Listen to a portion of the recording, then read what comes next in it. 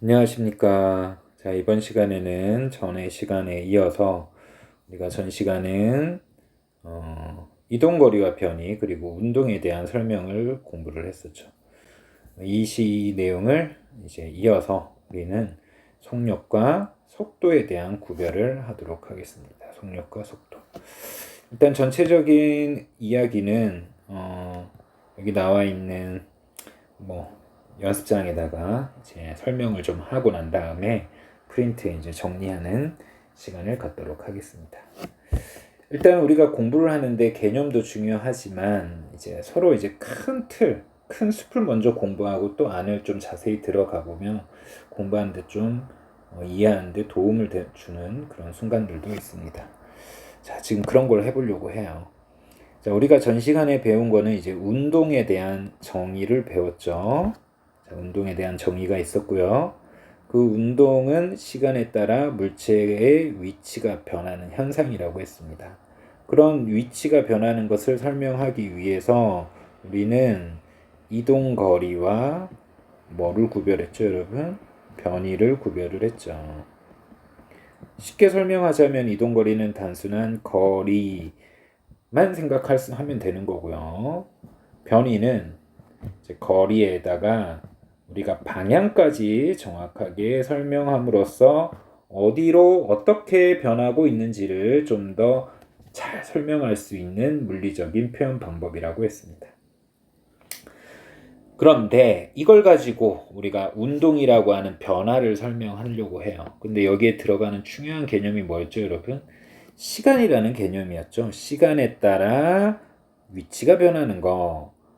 결국 우리는 시간에 따라 위치가 변하는 이 두 가지의 물리량으로 설명하는 이 현상을 하나의 숫자로 약속해서 설명하면 좀 편하지 않을까? 이런 생각을 하게 된 거예요. 자, 다시 한번 적어보면서 얘기해 볼게요. 운동을 설명할 때 우리가 어떻게 했죠? 시간의 경과함에 따라 위치가 변화하는 거. 자, 우리가 위치 변화 뭐 거리로서 설명할 수도 있지만 방향까지 설명하면 좀 더 정확하다고 했죠. 결국 이 위치 변화는 변이라고 볼 수가 있겠죠. 네. 이동거리라고도 뭐 생각할 수도 있지만 방향이 바뀌지 않는 한. 근데 방향이 뭔가 조금 바뀌면서 이동할 수도 있으니까 변이가 좀 더 정확한 표현이라고도 우리가 얘기할 수 있다고 했어요. 그런 운동을 설명을 할 때 우리는 결국은 이렇게 두 가지 시간이라는 것과 위치 변화를 설명할 수 있는 이동 거리나 또는 이 변이를 설명함으로써 운동을 설명한다는 거예요. 여기 이제 시간이 하나가 추가가 된 거예요. 그러면 이런 설명은 어떻게 할 수 있냐? 자, 여러분 예를 들면 여러분들 집에서 이제 학교 오는 걸 생각을 해볼게요. 뭐 걸어서 올 수도 있지만 차를 타고 올 수도 있고요. 그러면 걸어오는 거를 기준으로 한번 해볼게요. 뭐 예를 들어서 뭐 가까이 산다고 해봅시다. 엄청 가까이 사네요. 뭐 한 학교까지 걸어오는데 자 10초 걸린다. 너무 과하긴 하지만 뭐 그냥 그런 것 같다 하고 받아들여 보세요. 10초 동안 우리 집이 학교에서 100m 떨어져 있다. 네. 100m 떨어져 있는데 거기까지 여기까지 오는데 이건 뛰어오는 수준이죠. 거의 뭐 세계 신기록 수준이긴 하네요. 10초에 100m라고 하는 본인이 집에서 학교까지 오는 변화, 즉 운동을 자신의 운동을 10초에 100m를 뛰면서 왔습니다. 100m를 왔습니다. 이렇게 숫자 두 개로 벌써 표현하는 게 이 운동의 상태를 표현하는 거예요. 그런데 요거를 여러분 뭐 10초에 100m라면 1초에 얼마란 얘기예요? 1초에. 1초에 뭐 예를 들면 10m 왔다란 얘기죠. 1초에 10m 왔다. 즉 1초에 10m 오는 이 빠르기로 10초 동안 왔다. 라고 하는 것도 해석이 되죠. 그래서 결국은 이거를 좀 효과적으로 나타내기 위해서 이 1이라는 걸 생략하면서 쓸 수 있는 이 10m를 표현한다면 이 위치의 변화를 좀 더 잘 설명할 수 있지 않을까? 뭐 사람들이 이렇게 생각했겠죠. 그래서 우리가 중학교 때 해왔던 거 마찬가지예요. 결과적으로는 이렇게 하는 거죠. 거리에다가 10초, 세컨드 이렇게 나눠주는 거예요. 자, 이렇게 나눠주게 되면 여러분 사실 숫자 뭐가 나와요? 10이 나오죠. 근데 사실 이 10 밑에는 1이 생략되어 있다고 볼 수 있죠, 여러분. 그래서 10m 위에는 미터, 분모는 세컨드가 이렇게 나눠져 있네요. 그래서 이거를 우리는 편하게 이렇게 써도 되지 않냐? 10m/s. 그래서 이거를 우리가 뭐라고 하자?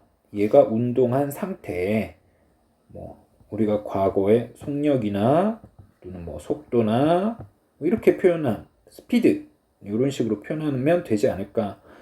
요 숫자 두 개로 표현하는 요 방식을, 즉 시간과 변이라고 하는 이 두 개의 물리량을 이렇게 숫자 하나로 표현하는 새로운 물리량이 이렇게 등장했네요. 그럼 요거를 우리가 바로 이렇게 속력과 속도라고 하자. 뭐 이렇게 정의를 내릴 수 있겠다.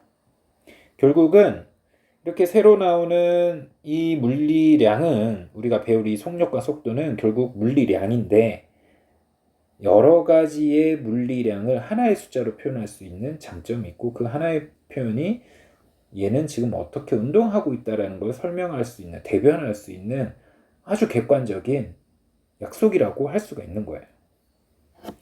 그래서 여러분들은 지금 이제 평상시에는 속력과 속도 이 두 가지를 이제 구별하여 쓰지는 않았지만 이제부터 이걸 구별해서 쓰자라는 거예요. 속력과 속도를. 그럼 제가 쉽게 구별을 한번 해볼게요. 속력은 여러분 시간분의 이동거리, 얘가 뜻하는 거 뭐예요? 이만큼의 이동거리를 이 시간으로 나눠주는 거는 결국은 1이라고 하는 시간 동안에 얼만큼 이동했다 이런 걸 설명하는 거예요. 자, 속도는 시간분의 변이가 되겠어요. 변이. 우리가 자 보세요. 위에서 이렇게 두 개 구별했던 거 기억나시죠? 요 밑에서도 이렇게 크게 두 개를 구별하는 거예요. 자, 그럼 얘의 해석은 1에 해당하는 변이값. 자, 그러면 얘는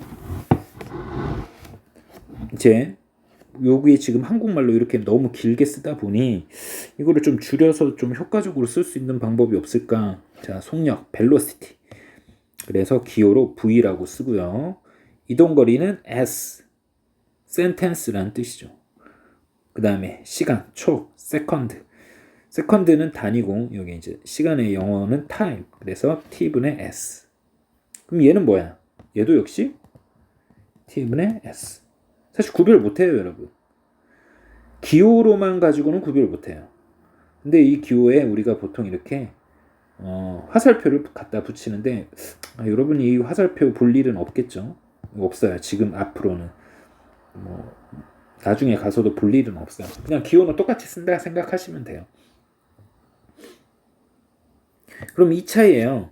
우리가 얘네 두 개를 이제 우리가 의미적으로 본다면 기준점으로부터 아까 우리가 여기 계산한 거 있죠. 1초에 10m 가는 거.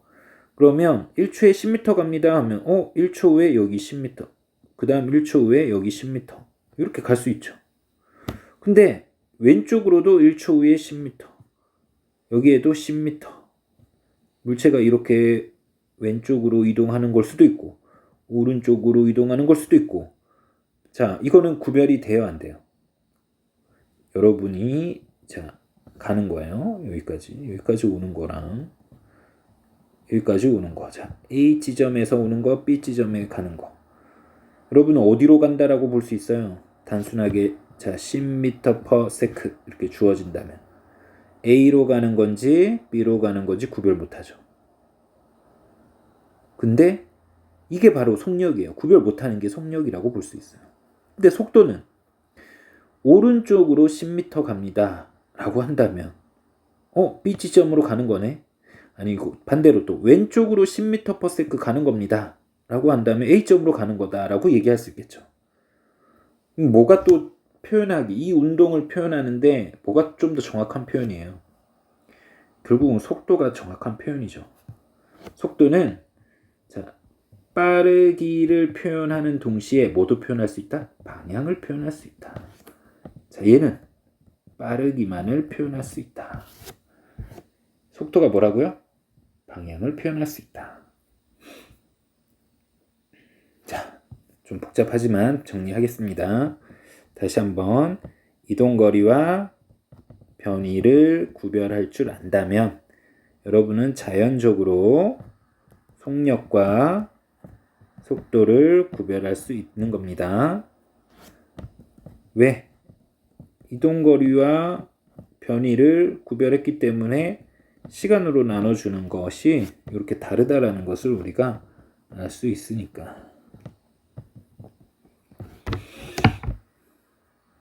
근데 기호는 둘 다 전부 다 똑같은 거 쓰지만 앞으로 우리가 변이로 쓰고 앞으로 속도라고 쓰자. 왜? 이게 좀 더 정확한 자연을 설명하는 방법이니까. 중학교 때까지 이런 구별은 안 했지만 이제 고등학교 와서는 이런 구별을 하자. 이렇게 제가 얘기를 하고 싶습니다. 이제 속력, 속도 구별할 수 있겠어요? 이동거리, 변이. 이동거리, 변이. 이동거리, 변이에다 시간을 나눠준 거. 아직까지는 잘 모르겠죠? 네. 어쨌든 이렇게 정리해가지고 속력과 속도에 대한 이야기. 결국은 좀 더 운동을 효과적으로 설명하는 게 뭐다? 속도다. 그래서 조금 마지막으로 강조하고 싶은 거는 운동의 상태를 여러분들이 설명하는 것은 결국 속도를 설명하는 거다라고 생각하시면 돼요. 운동 상태가 어떠니?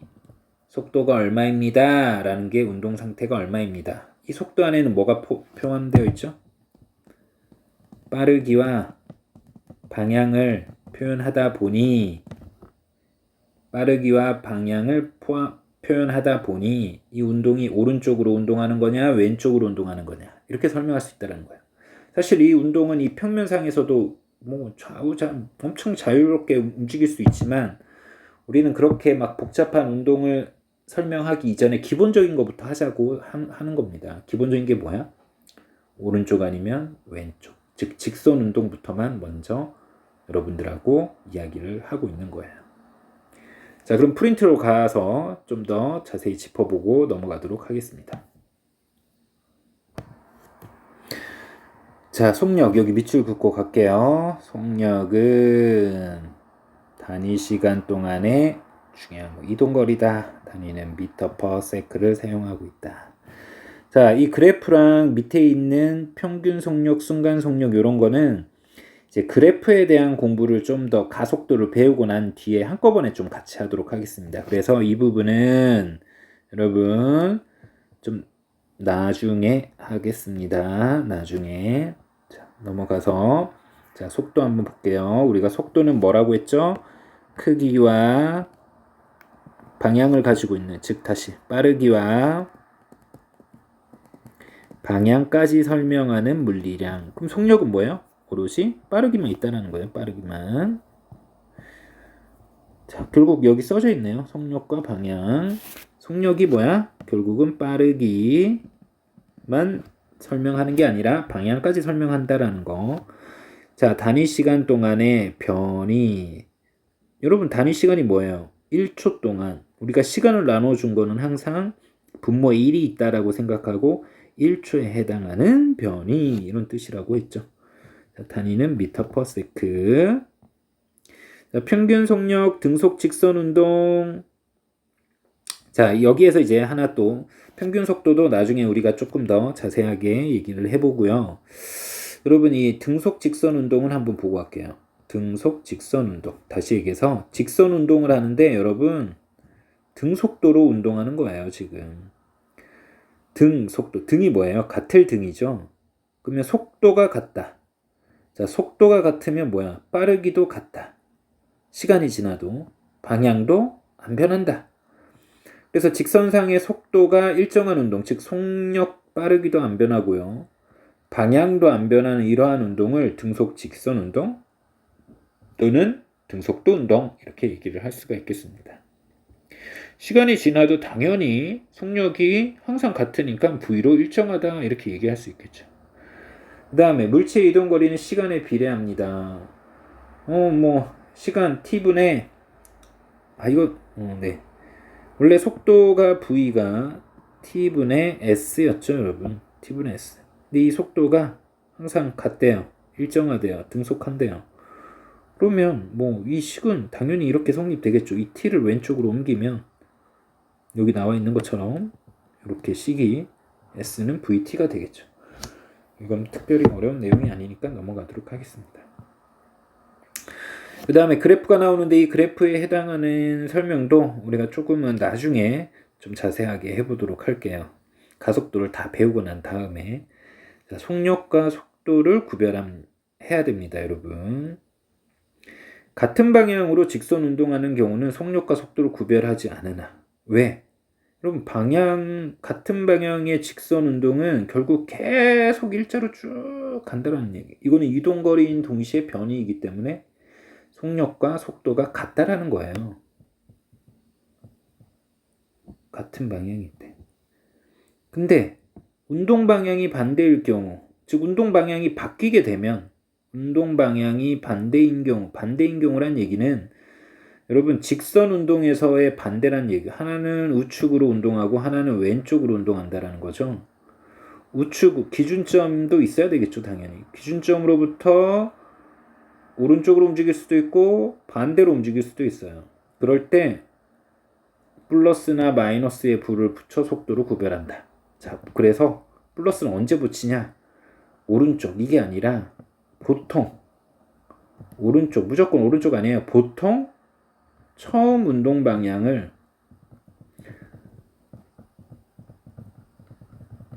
플러스라고 많이 이야기합니다. 보통 아닌 경우도 있다라는 얘기죠. 아닌 경우는 문제 속에 뭔가 상황이 주어져 가지고 해석할 수 있게끔 여러분들한테 질문을 할 것 같습니다. 자, 형성평가 문제 한번 풀어보고 오늘 수업 마무리 해보면 되겠네요. 지금 뭐 우리가 크게 배운 건 없어요. 사실 그냥 속력과 속도 요거를 이제 보는 거기 때문에 여기 한번 보도록 하겠습니다. 그림은 직선상에서 운동하는 물체의 시간에 따라 위치를 나타내는 것이다. 이 물체에 대한 설명을 옳은 것을 보기 위해서 모두 고르면, 자, 지금 물체는 지금 1초 때 여기까지 왔다가 2초, 3초, 2초 때는 이제 방향이 바뀌네요. 3초, 4초, 5초. 자, 여기는 이만큼 좀 거리가 멀고 거리가 좀 줄어들었다가 다시 거리가 점점 많아지는 운동을 하고 있죠.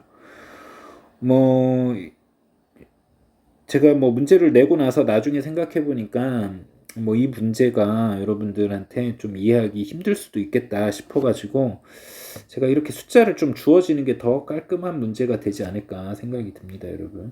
그래서 제가 여기다가 한번 적어볼게요. 6m. 얘는 좀 거리가 좀 작은 것 같으니까 5m 이렇게 하면 되겠죠.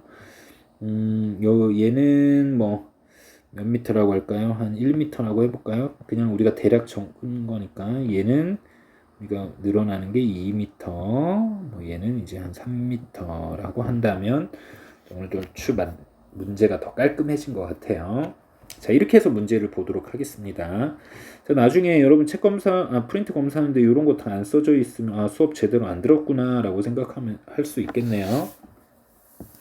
자, 기억. 0에서 1초 동안 단위 시간당 이동 거리가 가장 크다. 자, 단위 시간. 여러분 앞으로 이 단위 시간은 이렇게 해석하면 돼요. 1초 동안 지금 여기는 1초, 2초, 3초, 4초, 5초 시간이 이렇게 기록이 되어 있지만 우리가 이 구간에 따른 거는 1초 동안 그 다음 1초 동안 1초 동안 1초 동안 1초 동안의 어떤 거리의 차이점을 보고 있죠. 그래서 1초 동안에 가장 큰 이동거리, 즉 방향 상관없이 가장 많이 간 거리 구간을 찾아라. 그게 0에서 1초냐? 맞는 설명이죠. 왜? 6m. 그 다음 1초에서는 1에서 2초는 5m, 2에서 3초는 1m, 2m, 3m 다 다르니까 기억은 옳은 설명. 0에서 2초 동안 평균 속력은 2에서 5초에서 보다 크다. 평균 속력 앞에서 설명 안 하고 왔는데 문제를 풀면서 한번 설명해 볼게요. 여러분 앞으로 이제 평균이라는 말이 붙으면 다른 거 다 필요 없어요. 평균 속력. 자, 속력의 정의가 뭐죠, 여러분? 자, 이 속력의 정의 시간분의 이동거리예요, 변이에요? 이동거리죠? 그러면 평균이면 그 앞에 총만 갖다 붙이면 돼요. 총. 자, 그러면 대입해볼까요? 0에서 2초 동안. 0에서 2초 총 시간이 얼마예요? 0에서 2초 걸렸다. 2초.